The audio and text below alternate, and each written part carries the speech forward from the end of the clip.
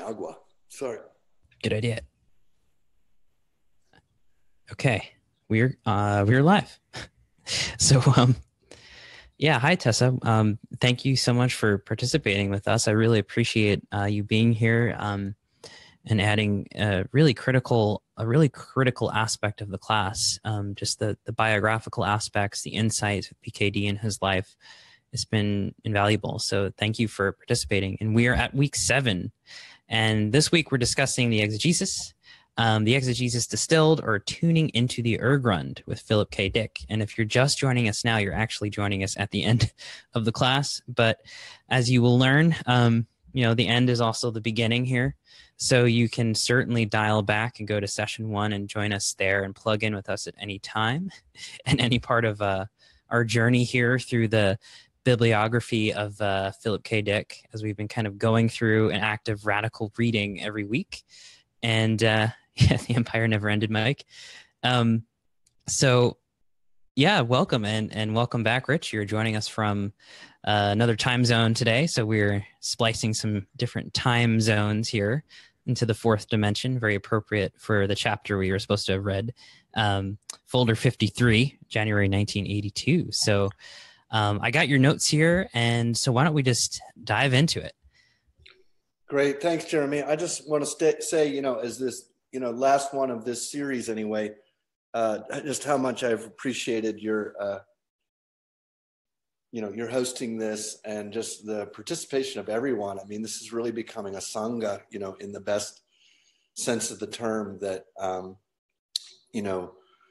as I was saying before we really got started, we just kind of willingly give up our agency in a way in contact with these books. And the sort of condition of reading these books is to realize that we can't master them, that, not even the author could master them, right? Not Ubik by Philip K. Dick, but Philip K. Dick by Ubik, it says, at one point in the exegesis.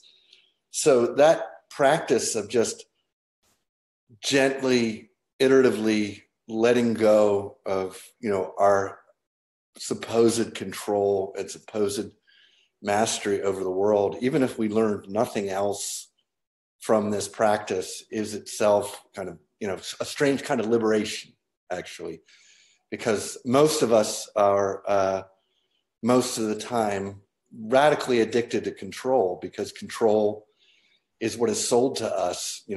Control is what we're meant to attempt to buy. Control is what we're meant to attempt to hold on to. If we could just get our little slice of Gaia and stop treating it as Gaia and hold on to it for dear life, then maybe, samsara would cease. But yeah, better than groupies for show.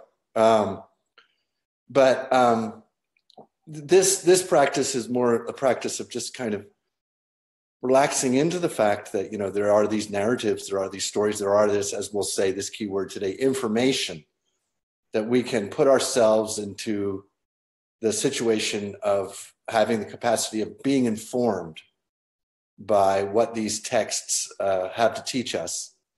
And the way you've done that and the way you've, organized the discussion and everything, I just have immense gratitude for, and no BS, just, thankfulness. And so I wanted to start with that because gratitude is a good place to start, because it's a very easy one. It's hard for us sometimes to just love on purpose, even though we can practice agape on purpose. We control the inner dial, even if we're not in control in that larger sense that I mentioned. But gratitude, we can sort of feel ourselves unclench a little bit when we just say, hey, wow, what a fantastic universe this is, that it even just includes our ability to get together in this way. And it includes these books, that it includes, Tessa's narration, it includes our collective discussion, it includes our ability to,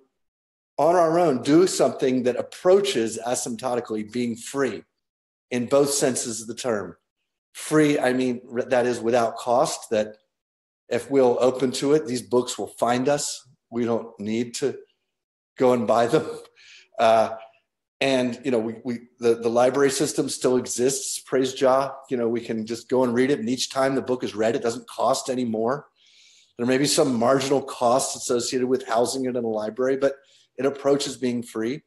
And we become free from this mirage that we live in, that we can somehow manipulate external reality in a way that'll make us happy. This mirage that we have, that this internal voice that chatters away for most of us is who we are. And instead let go of our little internal voice and allow the voice of VALIS, allow the voice of Vilpge to begin to speak.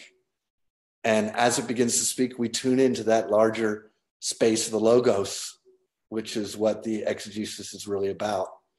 So just starting with that gratitude, just that real, it's not a concept, you know, it's a practice just to feel that gratitude, not for this or that, but just for the gratitude with no object, gratitude for absolutely anything at all.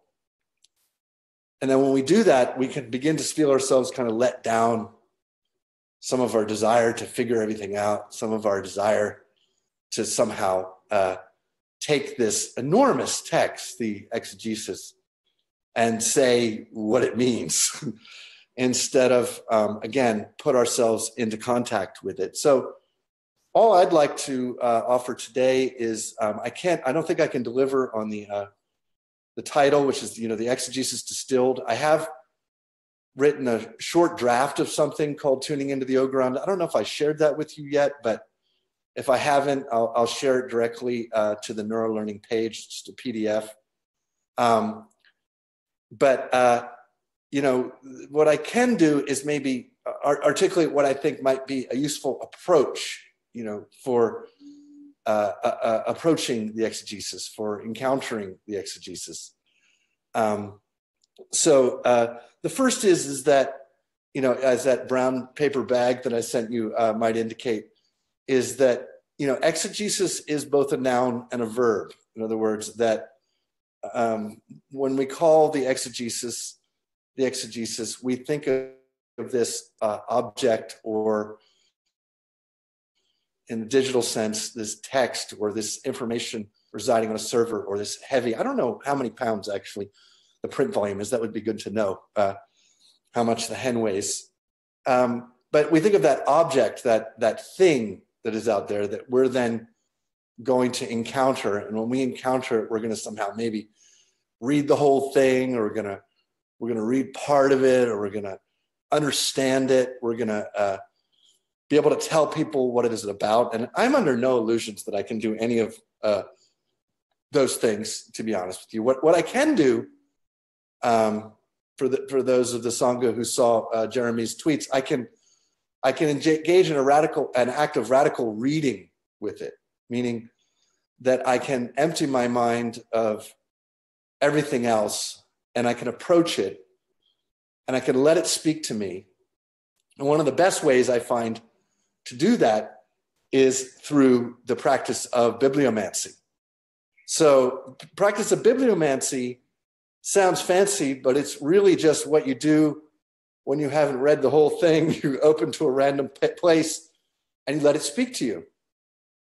And one of the benefits of letting a random place speak to you is that you don't let your conscious mind sort of dial you to what it is you're supposed to get out of it, but instead allow yourself to stumble upon what is there and what will speak to you. So the exegesis is a text that is, like so many other PKD phenomena, so much before its time, because in fact, to properly read it, we ought to browse it. And by browsing it, I do not mean not to read it intensely, but by browsing it, I mean to sort of allow ourselves to be led along by threads, allow ourselves to follow hunches and go, right?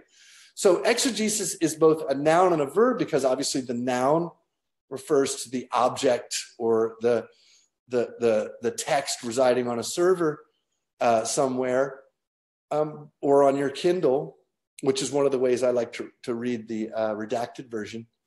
But also because really fundamentally it's a verb, because exegesis is a practice. And exegesis was not only a practice of PKD that he did on this, often nightly basis,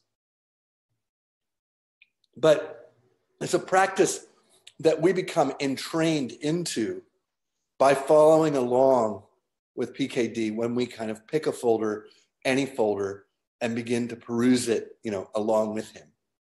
And when we do that, I think we're taking Jeremy's idea of radical reading and sort of kicking it up a notch, right? To quote the old TV chef, we're kicking it up a notch because unlike Ubik or Stigmata or any of the novels that we've pursued and perused, there's really no way to start and stop the reading in a way that makes any kind of logical sense to us. I mean, we can try to. We can sort of say, okay, I'm going to read 20 pages a day for a year, so I'll get to about 7,300 pages, and then I'll have somewhere around 700 to 1,000 pages left.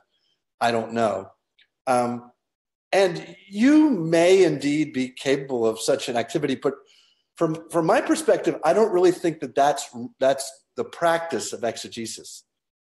The practice of exegesis is to empty our minds enough that we allow ourselves sort of enter into a deep dialogue with this text in a way that makes it approach speaking to us directly.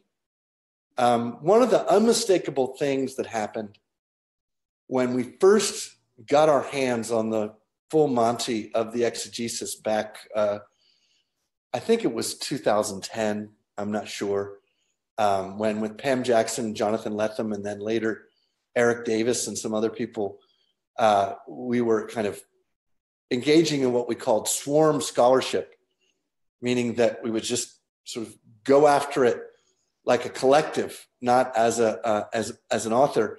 And one of the things that happened with the undergraduate students that I worked with, and I loved working with undergraduate students on this because unlike what graduate school does to people after a while, they hadn't had imprinted in them the questions they were supposed to ask and the questions that they weren't supposed to ask. And what happened to all of us, and I didn't prime people for this because it happened to me very early on, and it kind of freaked me out, to be honest with you. So I didn't want to talk about it. And the experience was that each of us had at different moments the experience that this text was speaking directly and even uniquely to us in some individual fragment. Some fragment we came across was as if it was, this one's for you, Mobius, right? This one's for you, Jeremy.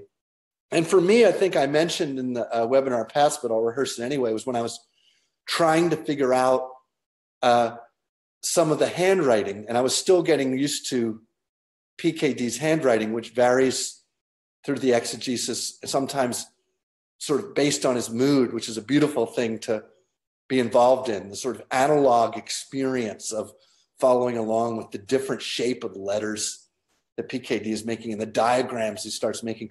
But it came through where it came to a passage, and I think it was folder 19. I'll have to track it down, but it said, the bloom had begun. The bloom had begun. And I couldn't make it out, and the PDF wasn't good. And then afterwards it said, the new young song. And I was just looking at it. And, it's the kind of thing like when you're searching for your keys in your house or your phone or something, and you have to kind of exhaust all of the options where it might be. But in fact, when you find it is at that moment of total surrender and abandonment, when you give up any attempt to actually find the keys of the phone or what have you. And as you give it up, you see that the phone is in your hand or that the keys are in your pocket or whatnot. And I was trying to figure out this passage. I was feeling like such a scholar. Here I am, working with the direct primary source, learning the handwriting of this person who I never got a chance to meet, And I was like, oh, fuck it. I just can't figure that out. And as I said that, in my mind, it said, the loading had begun. And it was after the gold rush, Neil Young, that PKD is referencing after the gold rush. I think I mentioned this in the very first webinar. And I felt like, oh my God, of all the people right now, who else was listening to Neil Young in the 1970s on his record player in his room when he was getting deeply introspective? Well, many people, but who's looking in front at this exegesis right now so that that text can pop for me and I can write in the little text and figure it out. And that was such a moment of non-duality, frankly, kind of perhaps trivial, but actual non-duality, where the abyss of time and the abyss of distance between myself and the exegesis just kind of collapsed. And to me, that's what that exegesis, which just really just means deep hermeneutical interpretive work, right, means, which is that we're not satisfied with trying to parse something, with trying to put something into a context and then pointing at it and saying, look, that's what it means. And instead kind of worrying it, letting ourselves be worked over by it. And in that moment, that's sort of the pink light kind of fired at me. It sort of said, hey, you're remembering, even if you're just remembering that vinyl from the mid-1970s, and this moment is potentiating that remembering. And when we do that, right, we encounter exegesis as a verb. And the beautiful thing about that is not that, that was a special moment that gives me some sort of mastery over the exegesis or something. That's laughable. But that what it reminds us is that in the practice of exegesis, this experience of ultra metacognition, which we've been trying to map out over the course of these novels and in this webinar, is available to all of us, right? That this is not an insight that was only available to Philip K. Dick. This is not an insight that was only available to Jacob Boehme, looking at the light reflecting off of a pewter dish, just as Dick looked at the light reflected off of a piece of jewelry. This is something which, if we'll engage in this practice of meta-abstraction and then ultra-metacognition, as it gets called in the exegesis, that we'll get to that point of surrendering our need to figure it out, our need to control this enormous text, and instead surrender to it.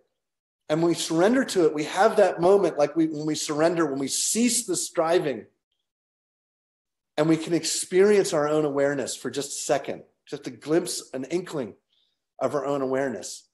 And when we have that inkling of our own awareness, we're experiencing what we are, right? We're not just experiencing a content of the world, which is what we usually mistake our awareness for. We think our awareness is awareness of Jeremy, awareness of my computer, awareness of my water, awareness of my beer, awareness of this beautiful apartment I'm getting to stay in. No, those are all contents of consciousness. And as long as we fill our consciousness and fill our experiences with contents, then we never experience awareness itself. It's very simple. This is why there are so many traditions, including Shankara, that Dick comes back to over and over again in the exegesis, who point to this negative way of arriving at pure consciousness. Mano buddhya hankara chittani naham. I'm not my mind, I'm not my ego, right? Nacha shrotra jive, nacha gra na netre. I'm not my tongue, I'm not my nose, right?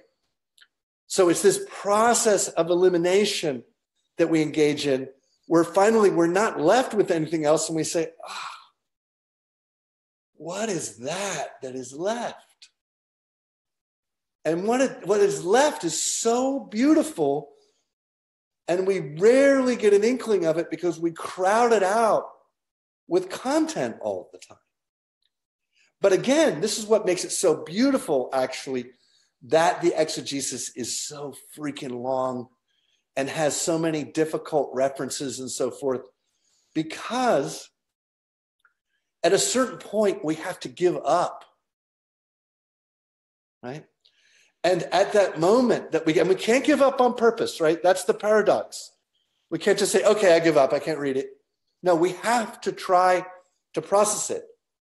And at that moment, when we give up, we're left with that silent space between thoughts, content-free, beautiful, luminous, right? Awareness.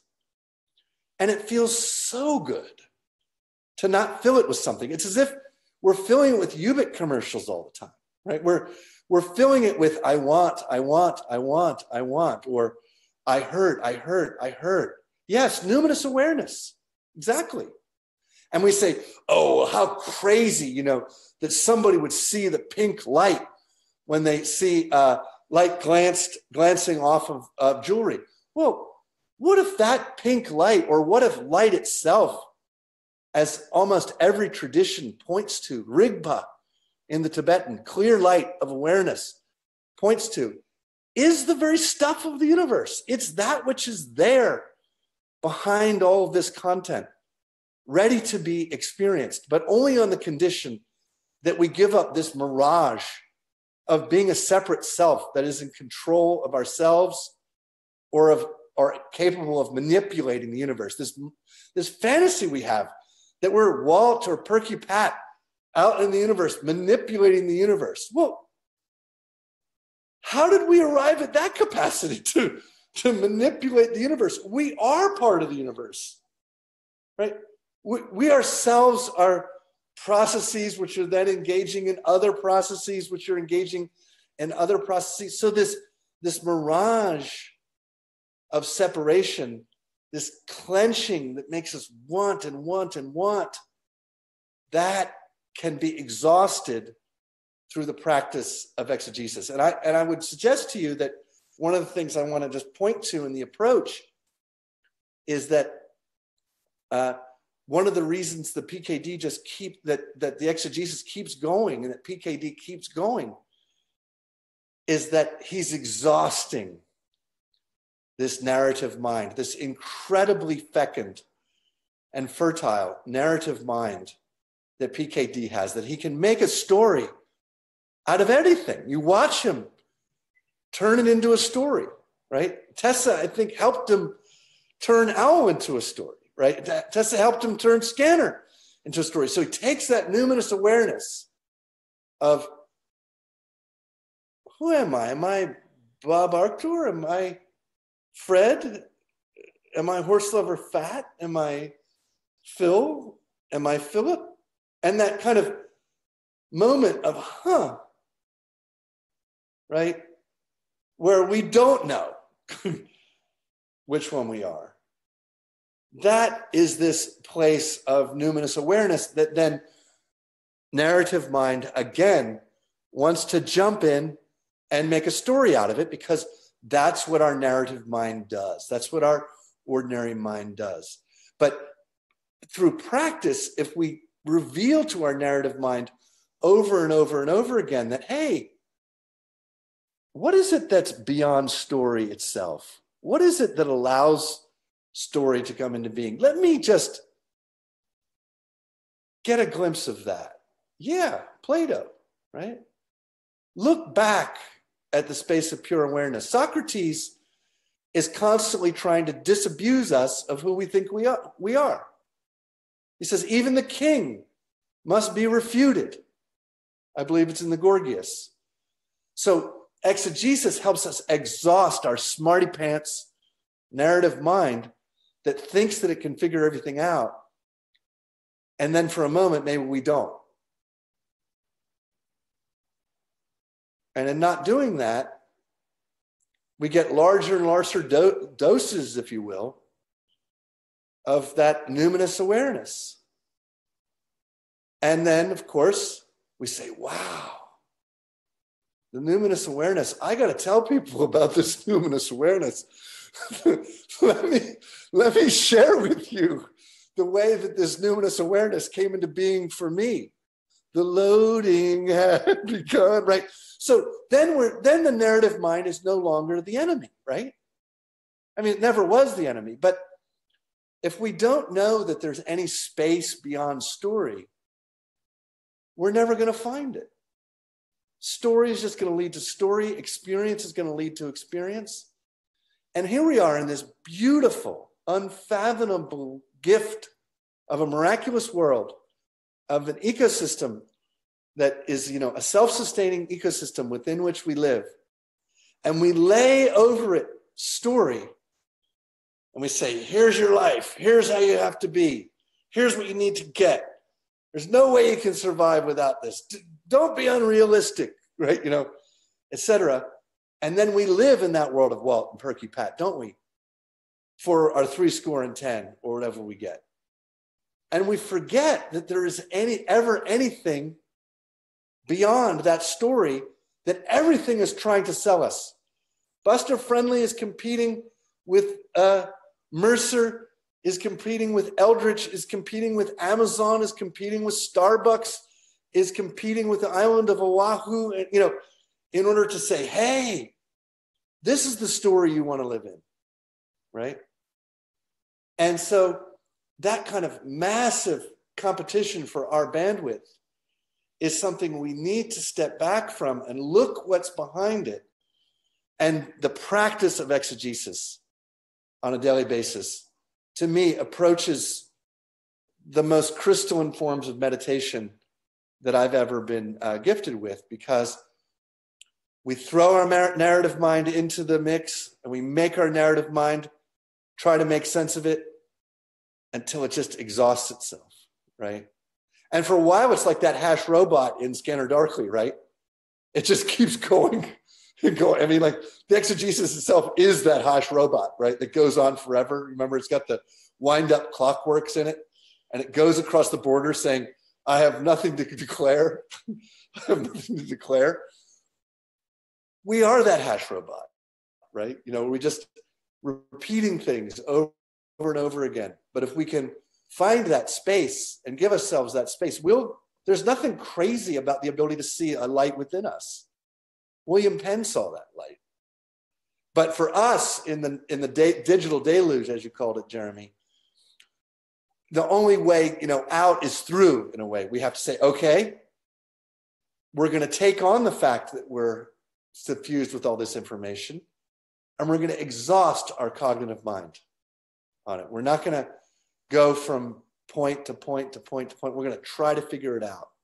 So, in part 2, I want to talk about the AI voice.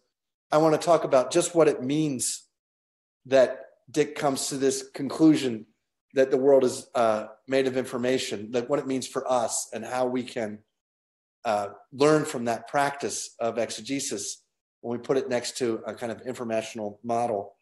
But I thought I'd pause to see what kind of queries or questions or comments we might have besides the wonderful flow of chat. Well, that was a great opening. Thank you, Rich. I put some quotes down in Facebook of what you're saying, but let's take a look. If we got some direct comments about this. Somebody was asking you, I guess, as you were talking about this, if you're a Buddhist. I know somebody asked that last time, but they forgot. Yeah. Well, I don't know, I mean, I do. I meditate every day. I found Buddhism to be very powerful part of this spiritual journey. The Buddha is, an incredible teacher that teaches us how to look back at the light of our own awareness. But, the Buddha wasn't a Buddhist. Christ wasn't a Christian. I always come up against this problem of that Krishnamurti pointed to when he dissolved the royal order of the star. If you know the story, you know that I think God and the devil were standing on the road, and I'm paraphrasing, but somebody was across the way and they bent down to pick up a piece of truth, and God says to the devil, "Hey, aren't you going to do something about that? You know, that could be bad for your business." And the devil says, "Oh, you know, no worries. I'm going to have them organize it." Right? You know, so in that sense, no, I'm not a Buddhist. I don't think any tradition has a right. The Buddha is in the park. You know, that I don't think any tradition has a monopoly on any of these insights, and I think. You know, it's not dangerous to simply identify with one tradition, but I think, you know, it's the benefits of it have been enormously exaggerated. I mean, where are all the enlightened people? You know, but, you know, much reverence for the Buddhist tradition. I'll never stop reading and practice, you know, reading Buddhist texts and practicing what they have to teach me. And I feel like I've been lucky enough to have, you know, teachers across time that have manifested for me from those traditions, and we all can. So here's a comment from Carrie on Facebook, from our live stream on Facebook. Carrie says, "I love/hate when I come across those words in the exegesis that sound like they're really important, and they're just words that are really, really hard or impossible to decipher. But it also feels like walking with wonderment into an archaeological site and looking for strange finds." I love that description of kind of beautifully put, yeah, encountering the exegesis and the kind of, you know, just diving into folder 53, diving in, like I was reading the hardcover, folder 53, and not getting all of the context for some of the words and the vocabulary that clearly he had been using as a kind of inner monologue referring to his own thoughts. She's right. It is kind of like wandering through and finding these complex etymological fragments that kind of open up. Like, this is part of something much more complex that PKD is trying to talk about. And the only way to piece it together is to find another one of those fragments. And then you kind of get that sort of meta picture of what's happening, you know? So by the end of the book or end of the chapter, I don't know if I can rephrase the details, but I get the general feeling where he's going, you know, the kind of general sense of what he was saying. And then Mike is also saying, you know, the exegesis is kind of like the I Ching, as readable from a variety of different portions. So, yeah. Well, and the hate-love that Carrie speaks about there, I think is perfect because it's a non-dual phenomenon, right? In other words, you hate it because it points out, we stub our toe on not knowing, you know, you know, culturally, we're becoming illiterate. I'm not insulting any of us. I'm the same way. I mean, compared to a scholar 20 years ago, I know almost nothing. You know, that we're dwindling our capacity to access these domains because our vocabulary is shrinking. You know, now that shrinking, that withering, of course, is enabled in other domains by our ability to interact with each other and have dialogues and use other words. But I think every time we kind of trip up on one of those archaeological artifacts, as you know, Carrie is putting it, I think it's an initiation into the mysteries, to be honest with you, because you may have gone your whole life without stumbling up against that word. And if you can open yourself to the fact that Dick is using that word for a very specific reason, it's, you know, he's coding it right there for us and for him. And it's that word that we want to stumble over, right? You know, I started to study some Sanskrit because I figured out, you know, that just one word saying Mano Buddha Hankara is different from saying, you know, I'm not my mind or my body, right? It does something different to me. And the fact that we can do that in English, and we can do that with the Greek words that PKD is working with. Like, I could work the rest of my life, we could all work the rest of our life on fathoming the word agape, right? That agape, we think it's like, oh, it's love, it's selfless love. Well, yeah, kind of, you know, but it's in that work of exegesis, I think, that the illumination comes. And that's why we hate it and we love it, right? We hate it because it reminds us, our egoic aspect of ourselves hates it, because I say, oh, come on, just use a word that I already know, right? What? And it's true, some of our hatred of it sometimes is because we have a whole history of thinking that creates barriers to entry. It's trying to keep us away from getting these simple insights. And that's why we need both the very simple language. Yes, we need the simple language as well as the compressed, distilled language.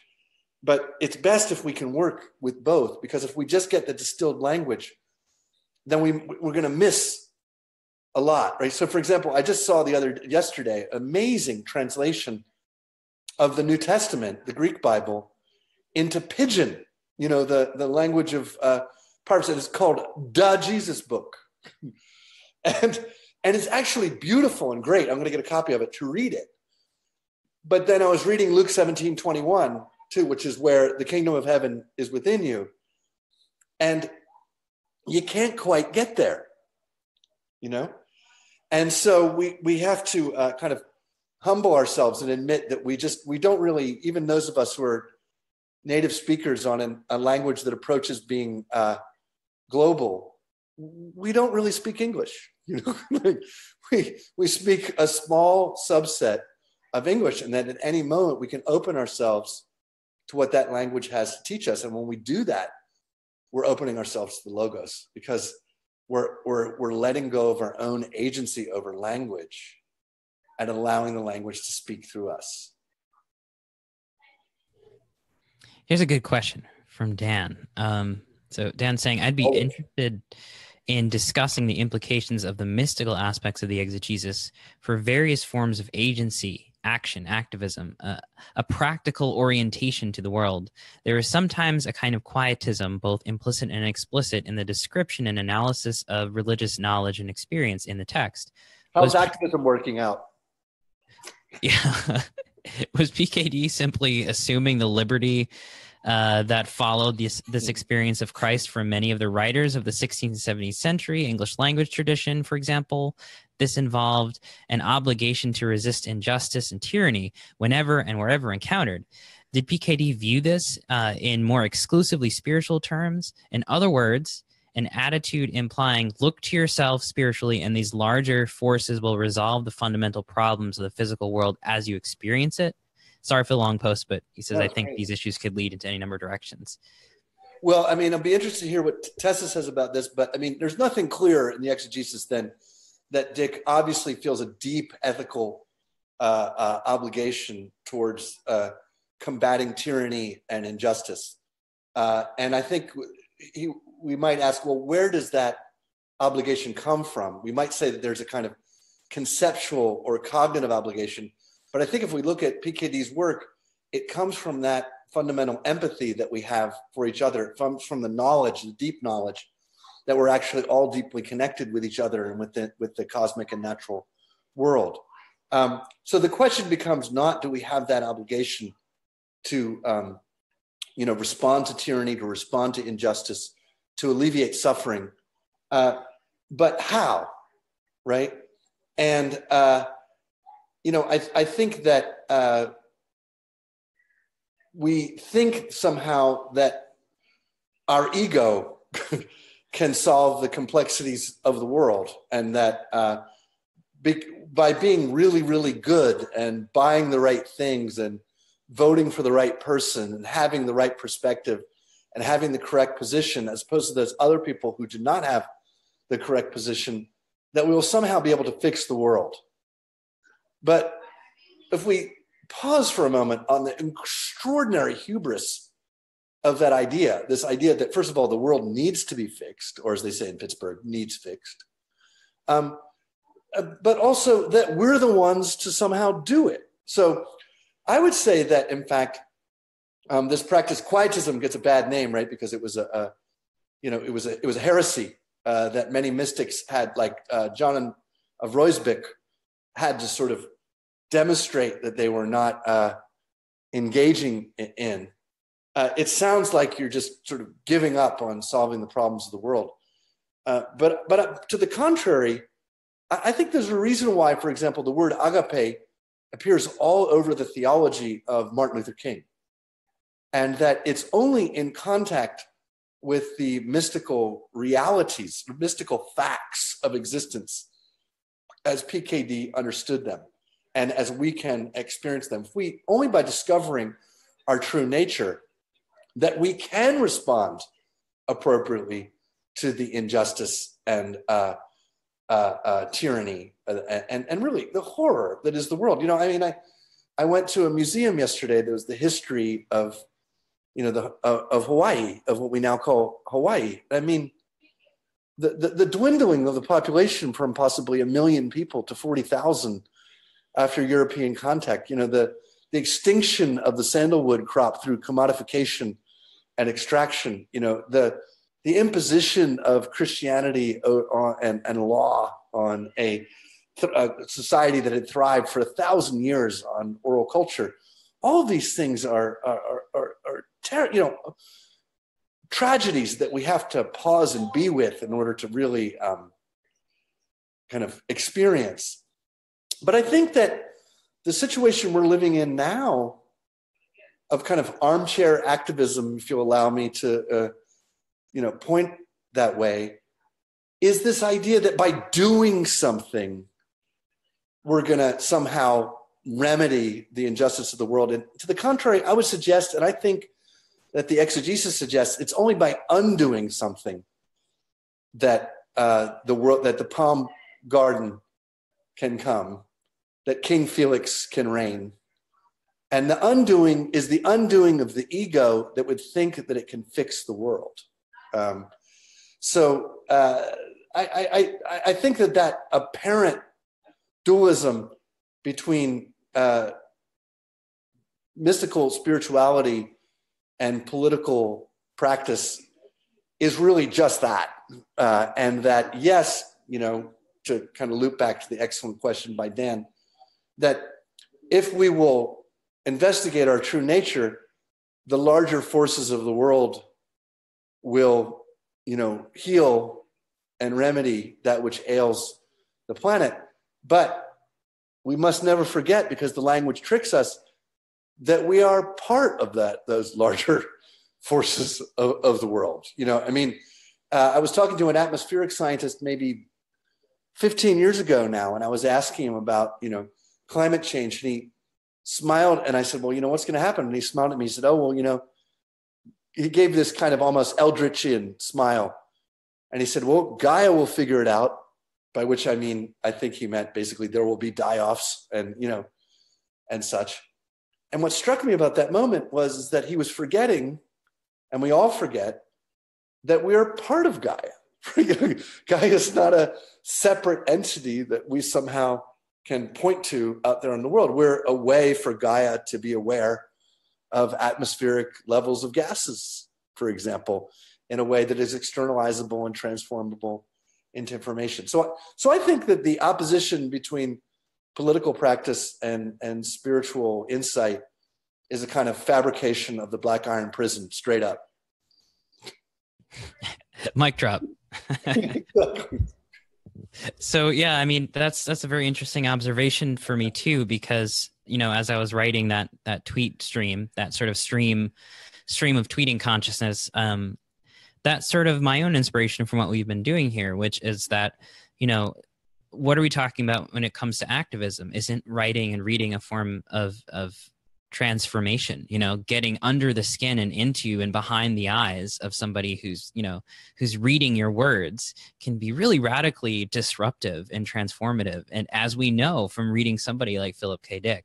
So, you know, I think there's many ways in which to kind of like participate in this kind of crisis moment we're having here, which is trying to have that empathy, you know, that empathy experience.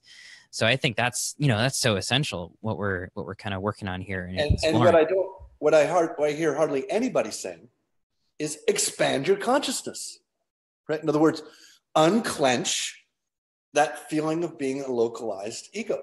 Allow your consciousness to expand. The last time, you know, when Nixon was ousted from power, you know, which PKD muses on and meditates on and is amazed by, and is part of the kind of subplot of VALIS and of the exegesis itself, you know, he wasn't ousted of power because people didn't expand their consciousness, right? You know, it's easy to look back on the 1960s and forget, and the 70s, and forget that was really the last time large-scale social change happened in the United States, and that happened on the basis of agape, Martin Luther King, and expanded consciousness. And it wasn't that expanded consciousness got in the way of political transformation, precisely the opposite. But we were, you know, bought, unfortunately, I mean, I'm glad PKD lived long enough, but unfortunately, you know, Reagan came to power in 80. And ever since Reagan has come to power, we've kind of bought the idea that the 60s were a failed experiment in drugs and free love and things that, you know, are best not really like explored. When in fact, exactly the opposite is the case, that free thinking, experimental practice, expansion of consciousness is what got us to have an Earth Day in the first place. And so we wouldn't even have an awareness of our environmental consciousness right now if it hadn't been for that transformation in culture. So I think it's deeply practical to change your consciousness. Agreed. So we got one question from Don. He's asking if you know Lethem, Erickson, and other commentators, and if you have an opinion on like the quality, somebody who gets it the most.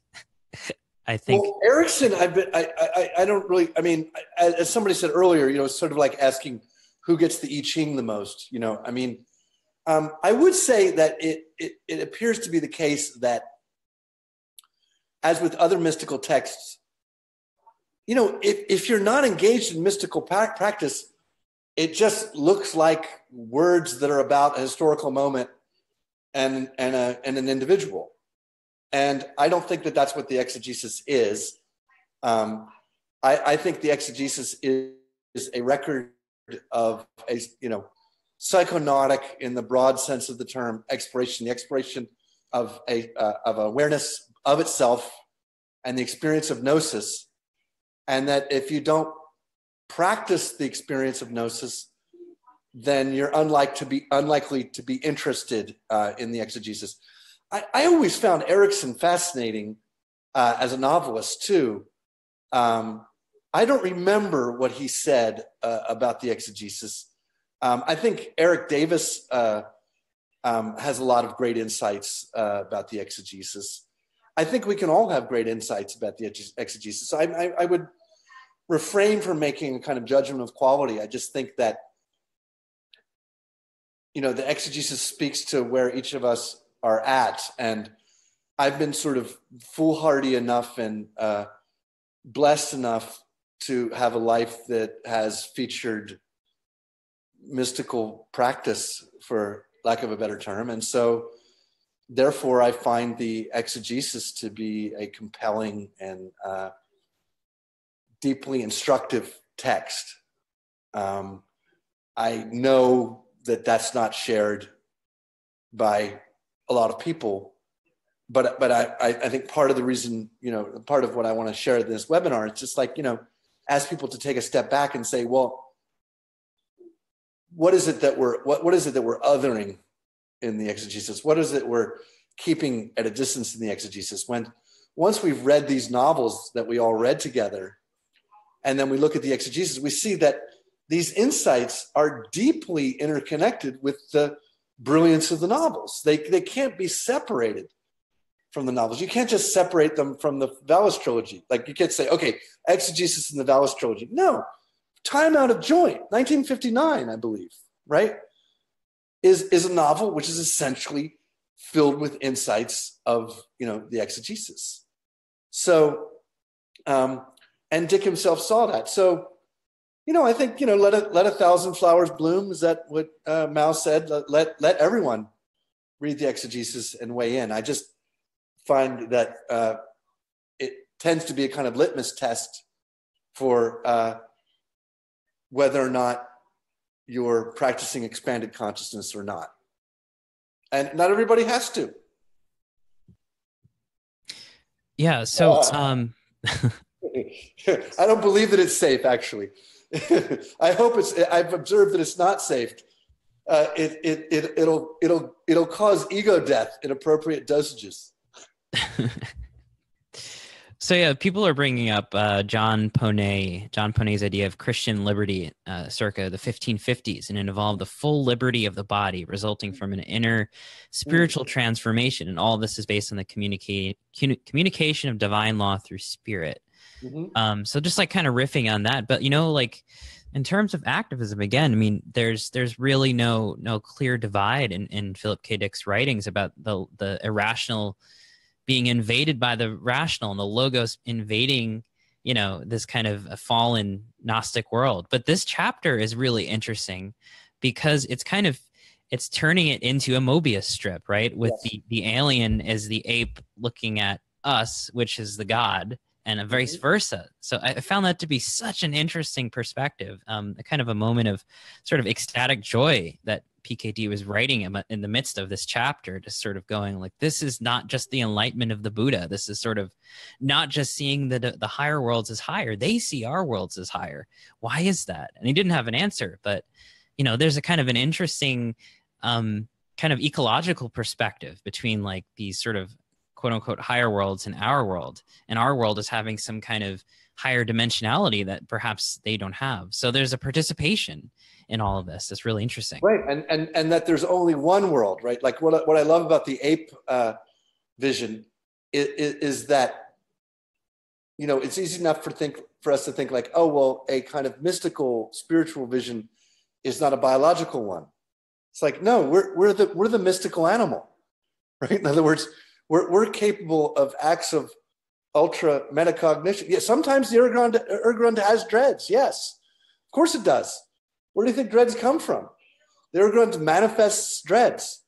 The Urgrund also manifests, buzzcut. But the idea that we're so habitual in our kind of polarizing consciousness, we want to separate everything, that we think, well, this body, right? I'm not my body. That's true, actually, right? But I'm not my body either.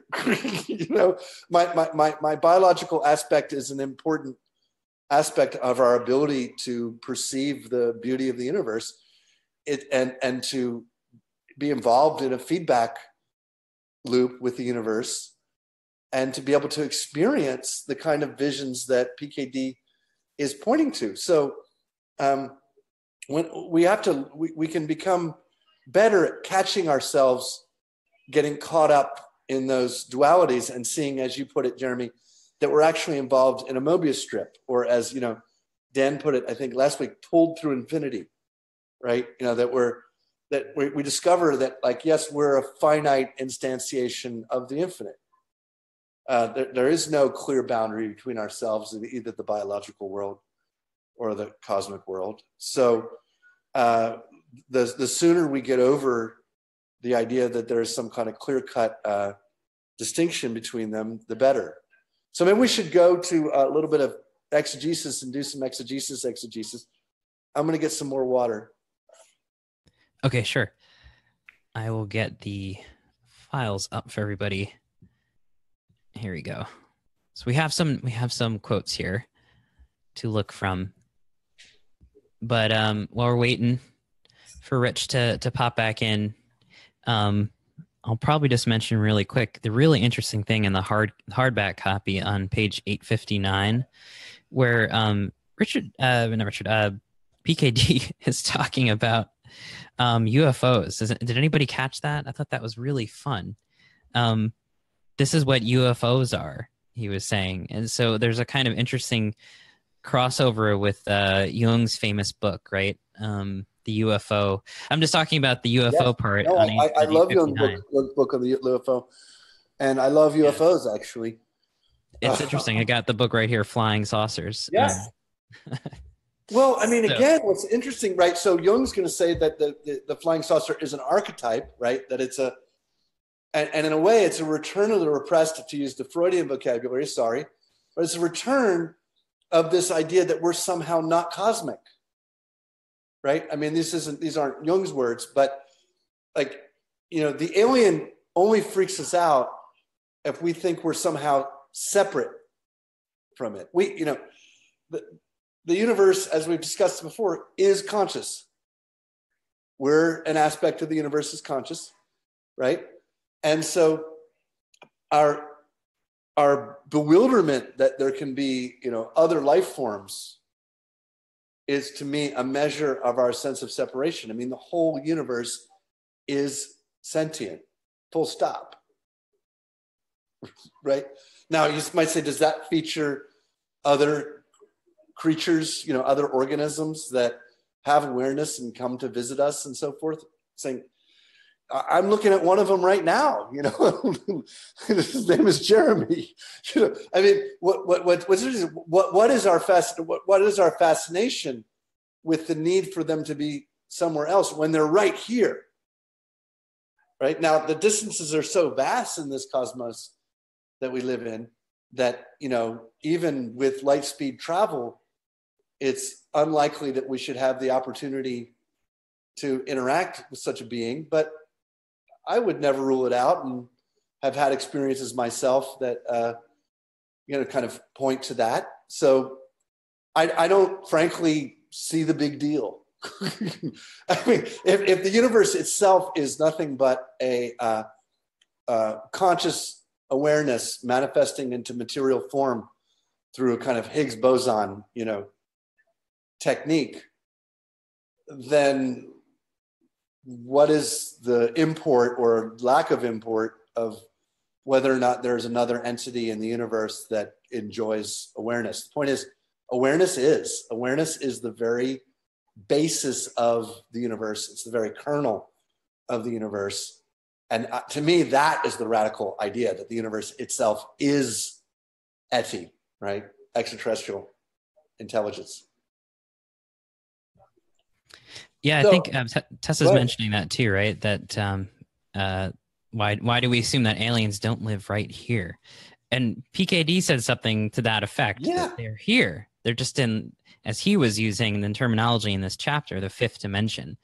And he kind of builds up to that, is like this kind of contact with the other is actually this kind of vertical intersection with higher dimensionality that's sort of spread across time, is this sort of hyper object, as it were.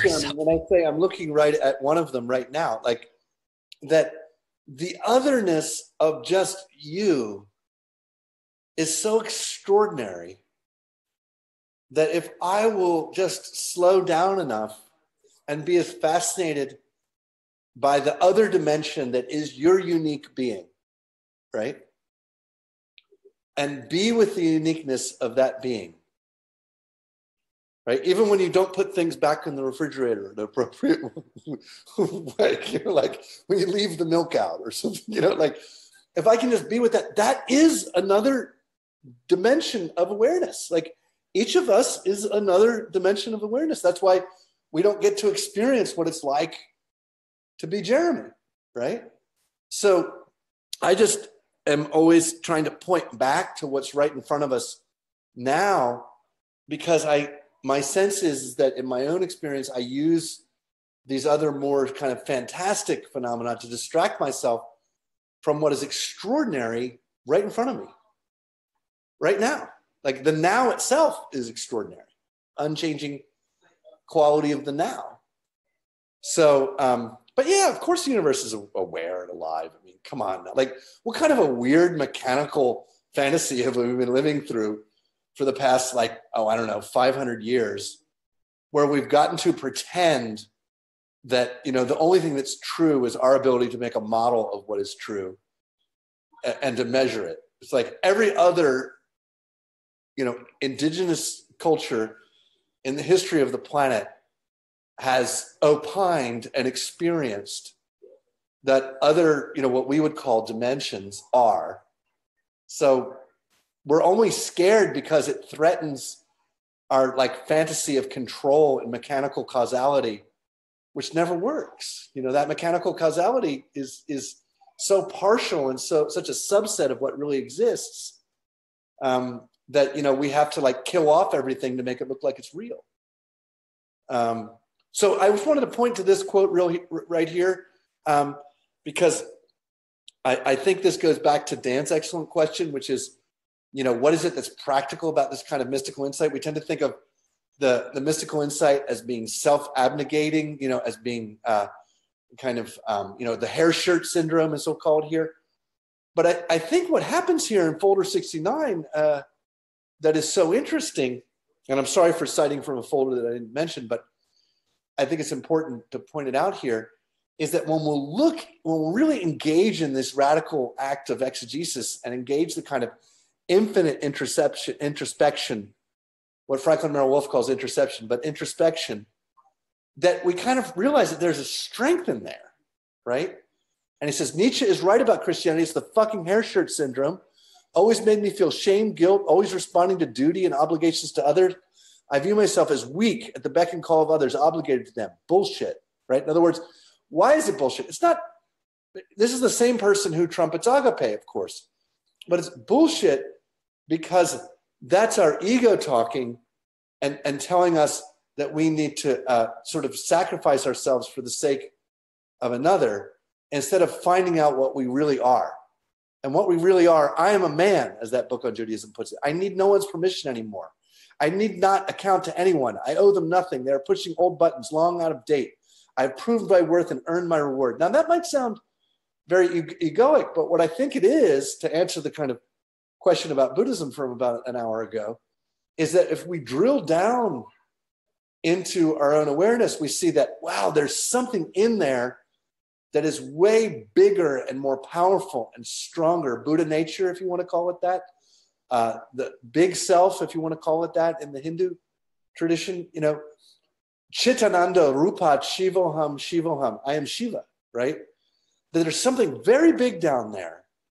And that the I is precisely that which blocks what's big down there. Now, that power and that kind of sense of solidity, being rooted in the unchanging, being rooted, if you will, in VALIS, the vast active living intelligence system of which we are but a station in the mind, right? That can give us this sort of strength that, it seems like, Jesus had, right? Where he had this kind of extraordinary heterodoxy. He was a heretic. But the irony of irony is that Christianity, of course, takes the fact that the kingdom of heaven is within you. This power, this strength is inside of you. It's just that you're smothering it with what Aldous Huxley called the throttling embrace of the self, that is there. And I'm so happy to come across this in the past week of seeing PKD just discovering, his strength. And of course, we always like discover and forget our strength. But we can all discover that, though, if we'll drill down. This is not about, giving up our strength. This is about finding our strength. I have earned self-respect. I deserve the respect of others. You're right. And we're giving it to you right now, PKD, right? Over time. So next one.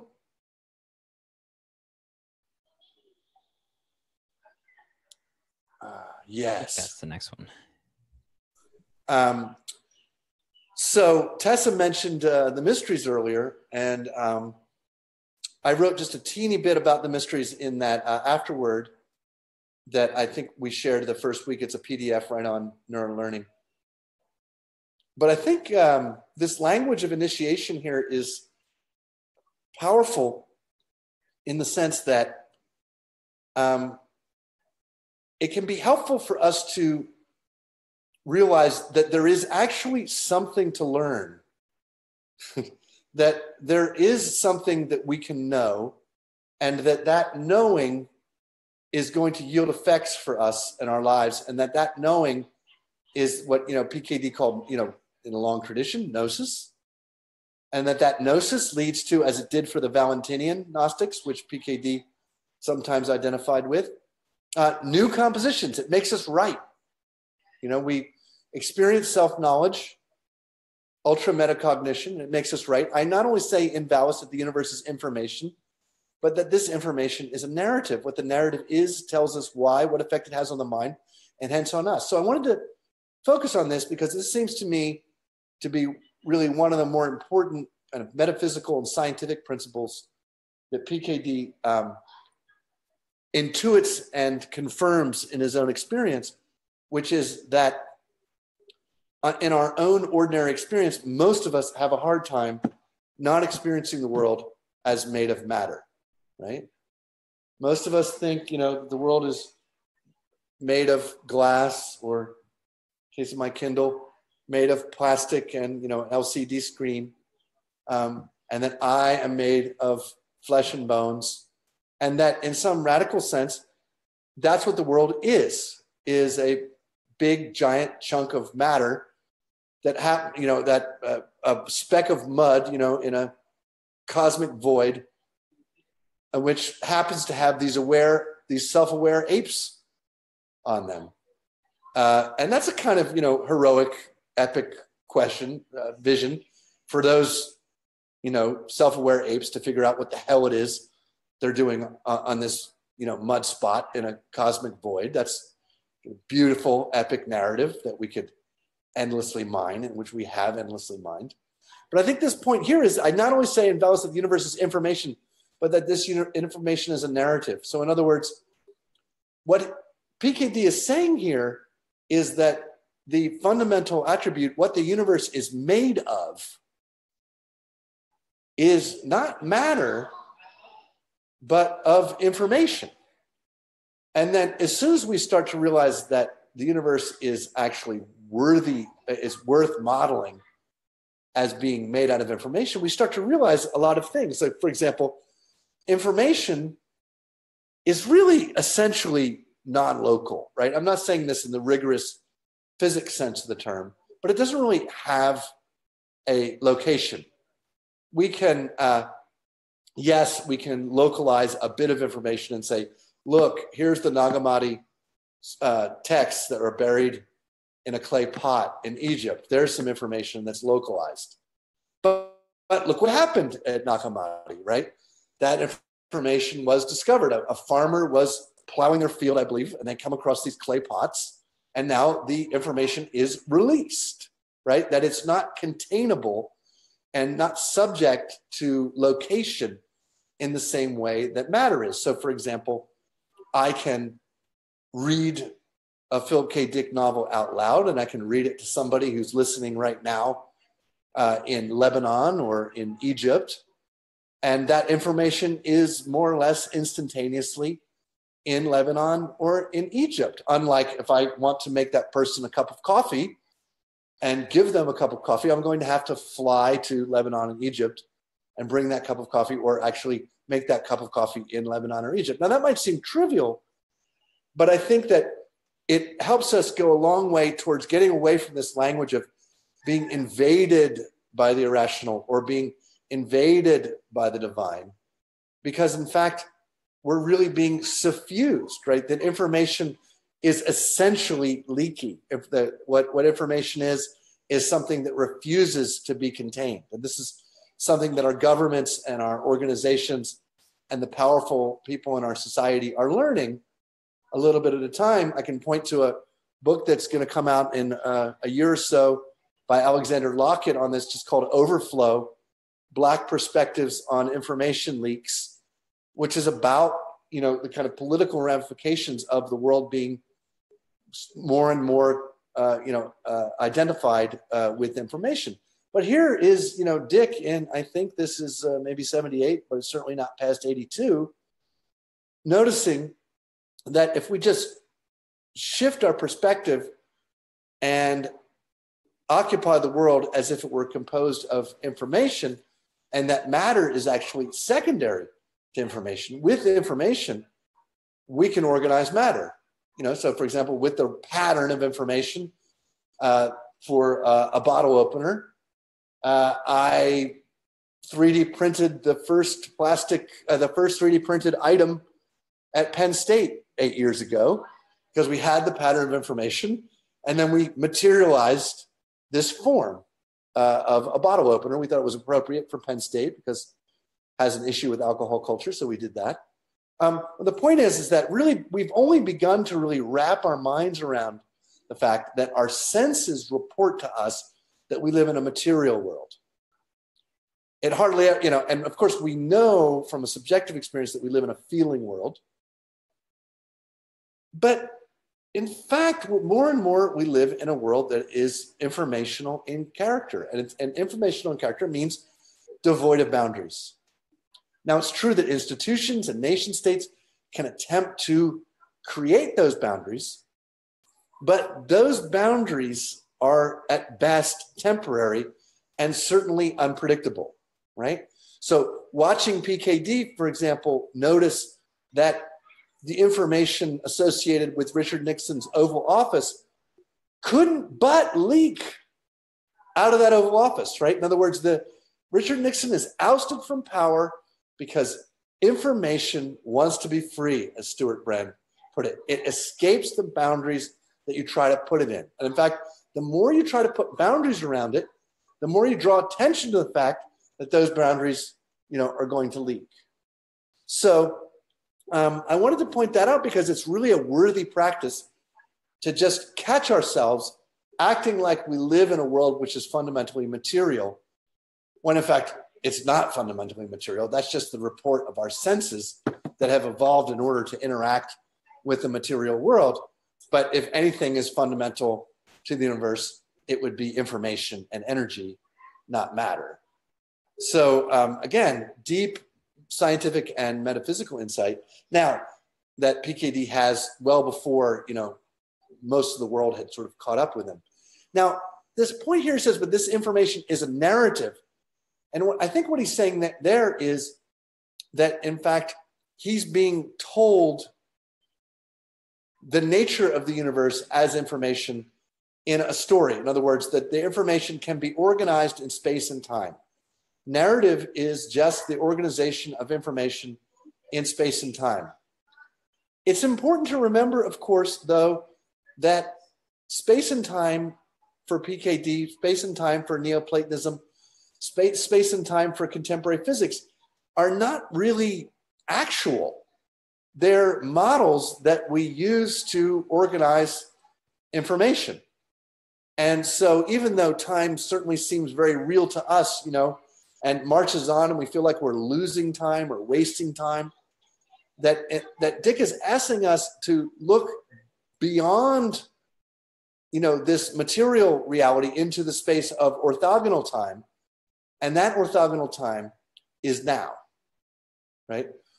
That at any given moment, we can focus our attention in on the characteristic of the present moment as happening now, letting go of any past thoughts about the past, letting go of any thoughts about the future. What's left? Numinous awareness happening now. Now, it takes practice to do that, but I do think that PKD was practicing that in the exegesis, and we can practice along with him by focusing our attention on what is right in front of us. What does it feel like to breathe right now is at least as interesting as any UFO, right? So maybe pause there. It looks like I'm losing track of time, but I think we have about 10 minutes till the 90. Yep, about 10 or 11 minutes. So maybe do some more questions. And I just want to say something about the AI voice before we close out. Great. So let's see if we can find a question. There's a great stream of comments here. Let's see if we can find something more explicit. People are talking about, I kind of open it up, Jacques Vallée and the UFO. Yeah. Wonderful. Apparently, yes. Yeah, Passport to Magonia. And yes. Apparently it was referenced in the exegesis. It is. Yes. Of folder 53. I didn't know it was referenced in here, so that is cool. And that makes sense because that was in the late 60s. And Vallée has a theory of eti as informational beings. Yeah, there's so much tie-in. There's so much interesting, overlap here. Let's see. Does anybody have any explicit questions? Maybe. Yeah. If not, we'll go to AI voice. Let's go to AI voice. Yeah. Okay. Yeah. I know I just sort of started on a rant there, but kind of what I do. So apologies, no apologies. One of the things that people seem to choke on a lot when they come to the exegesis is the this idea of, PKD hearing an AI voice.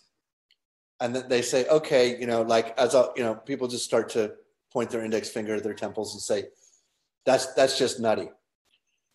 But going back to this language of ultra metacognition, what's interesting about this is that I'll share a link to the video that I did with Gary Weber that summarizes some of the recent research that shows that our impression that, in fact, my impression that I'm coming up with what I have to say right now, right? That there's a kind of authorial ego in me coming up with what needs to be shared with, my friends, is just that, an impression, just like I can have the impression that the sun rises, in the east and sets in the west. Just an impression. In fact, the earth whirls around the sun, tilted towards the sun, and creates that impression through my senses. We all have this idea that we're making up what we have to say. And so we, of course, make the mistake of saying, well, PKD is nutty because he has an AI voice, but all I have is the voice of Rich or the voice of Jeremy or the voice of Lindsay. And so I'm, rational and I am sane. Of course, none of us make that error, but that's the ordinary error. But what's really interesting, and I think worth thinking about, is that PKD, again, seems to have observed in a kind of first-person way, or nth person, I guess, because which one is he? But from a subjective point of view, he seems to have observed what recent scientific studies have confirmed, which is that we only make sense of what we're saying through the auditory feedback through our ears, that we have not made that, it's coming from a non-conscious part of our mind. So if PKD is hearing a rational voice in his mind, he's in that perspective of ultra metacognition in the sense that he is observing the process of thinking about what is happening. And when he's observing the process of thinking about what is happening, he's observing his own internal voice as if he were Fred observing Bob on the holotapes, right? And that this is an extraordinary achievement that is worthy of some of the greatest Tibetan masters, but also an achievement available to all of us, that we can actually take our moment and just watch our thoughts during the day. I mean, PKD was a great psychonaut. He was investigating the basis of thinking. And we can watch as we speak and say, hey, where is that coming from? Where is what I'm saying right now coming from? And even though we hypothesize, our cognitive mind hypothesizes some pre-existing author in there called Rich or Jeremy or Lindsay or Dan, right? Or Tessa. In fact, if we'll get still enough, which we can do in the act of exegesis, and carry out exegesis on our own thoughts, we can watch where they're coming from. And we've been trained out of doing this because we've been told, like, I guess it was Charles Freck who couldn't think up his name, right? We've been told that, you are Jeremy, or you are Rich, or you are Lindsay, or you are Tessa, or you are Dan. Mike's like, no, you are the awareness out of which Jeremy sometimes manifests. But most of the time, actually, Jeremy doesn't really manifest for most of the time of this remarkable organismic eventhood that you are. Jeremy's not manifesting. Jeremy just comes in and out. So we can do that, though, and you can observe, you can watch the flow of your own thoughts. And I remember 4 or 5 years ago, 4 years ago, my daughter was going through a period where she said she no longer believed in magic, because that's a developmental phase that you go through. And I think I mentioned this before, but it's worth marking it. And I said, oh yeah, you don't believe in magic? I said, where do ideas come from? Where do your thoughts come from? And I watched, and I hadn't trained her in doing this or anything, but I watched, and she just sort of looked, and she said, oh yeah. You know, because they're literally coming up out of nothing. But we have to train our attention. We have to engage in this radical act of reading of our own thoughts. And then the AI voice becomes legible as a character, as another character. Remember, Dick has this incredible narrative mind. And he says, okay, I'm going to call that one the AI voice. And it's so convincing that it periodically freaks him out, yes, to have the AI voice tell him what to do. But we probably all periodically get freaked out that if we'll listen to our own internal monologue and then let it pause, something wiser will speak in the silence and tell us what it is we're supposed to do. And that's not kooky. That's the opposite of kooky. What's kooky is thinking that the I knows what to do. The I does not know what to do. Why not let go of the I and see if you don't have your own version of the AI voice? Ultra Meta-Cognition. Beautiful. Everybody's kind of gone quiet, I think, in the last 5 minutes. It's time. Yeah. So yeah, thanks. Yeah. Lindsay's saying, why think before you speak? Exactly. Oh, yeah. Yeah. And Donald's saying, just listening. And Tessa saying, ignore the still small voice at your peril. Yes. Exactly. And it's still small, so you got to listen to it. Yeah. Well, yeah, maybe we can kind of, very grateful for our time. Thank you, Mike. So yeah, I mean, it's been a beautiful 7 weeks. It's been intense, transformative, challenging reading, every single week. It's been a great kind of contemplative work. I feel like we're sort of monastics here, digital monastics connecting with each other over Isanga. So yeah, 7 weeks, Tessa. It's been 7 weeks. I can't believe it. It's already March. We're already kind of almost through winter now. It feels like 2 or 3. That's a strange time, the time relativity here that we were talking about. It feels like it's been only a few weeks, and then it also kind of feels like it's been a very long time. Like we've been doing this for years together. This is eternity. Yeah. So, but yeah, I've really enjoyed it. Rich, I've really enjoyed your wisdom, your insight, your reflections. These have just been really great ways to spend a Monday. A really unique way to spend a Monday. Gratitude to everybody. Let's figure out what to do next. Yeah, well, maybe we can have an encore at some point. We should ask Tessa about what happened in 77, I think. Yeah. Maybe we can have Tessa on. Tessa, if you'd like, come speak with us. So yeah, we've got a lot of people in our network who are probably going to see this, and in the post-production phase. I don't remember what happened in 77. Give me a hint, please. Tessa says. Well, it's just mentioned in the exegesis when Phil says, 2374 for me, and I think it was I don't remember the first 10, 12, 77 for Tessa. He compares what happened in 77 to his own experience in 74. Maybe Phil had the date wrong. Phil's mistake. Oh, so maybe it was 2018? Maybe. Your moment right now. Yeah. Well, great. So I don't want to keep you, Rich. I want you to enjoy your vacation. Enjoy the sun. This is what I enjoy the most. So thanks to everybody. I'll post to the site. I want to post a video and a PDF, and then we'll just let it settle and see what to do next. Sounds great. And we'll kind of put together the post-production phase of the class where, transcripts, recordings, maybe I'll try to go in a final cut and take some gems out for the social media virality, right? So bloopers. Sounds great. Yes. Gratitude. Tommy saying thank you. Erica. Lindsay. So, all right, Rich, thank you so much. And we will catch you soon.